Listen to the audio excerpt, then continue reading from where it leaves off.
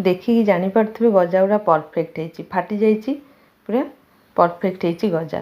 तो आगु को राखी अच्छी घरे बनैबा चलतु क्षीर गजा।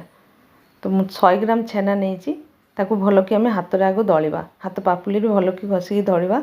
से मिसेबा चीनी टिके 1 चामच चीनी अमूल 2 चामच बड़ इलायची आ छोट इलायची गुंड टिके आ खाइबा सोडा 1/2 चामच ताकू दलिबा भल कि दली सारा पर पान मधुरी टिके दबा देखी जी छेना ने तार डबल ने मैदा 100 ग्राम नहीं जदि छेना ताहले 200 ग्राम ने मैदा तापर अल्प पानी देकी आग ताकू हाथ रे हल्का हाथ रे दलिबे बेसी अटा दलिला भाया पानी देकी दलिबेनी टाण रहिबो टिके।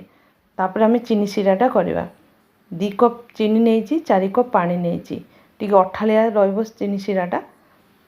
तापर आमे डोटा को काटिबा हाथ रे एमती थापी दवा थापी देकी चारिपाखे काटिदवा काटिकी सेप नहीं नवा आप जमी सेप्रे चाहिए काटिपारे। मो रेसिपी जदि आपण को भल लगुच लाइक कमेंट शेयर करूँ। इंस्टाग्राम फेसबुक रे देखुले फॉलो करूँ यूट्यूब रे देखिले सब्सक्राइब करूँ। तेलटा को बेसी गरम करें मेन हूँ छाणीबा जदि तेलटा बेसी गरम करदे सांगे सांगे से पुड़ीज भीतर सीझी नथिबो से हल्का आँचरे पूरा लो फ्लेम रे ताकू धीरे धीरे बहुत समय धरिकी ताकू छाणीबे पूरा मेरून कलर हो पूरा ताकू छाणीबे। देखो फाटी जाइए आप चाहिए टिके काठी देकी भी देखिपारे कि नहीं।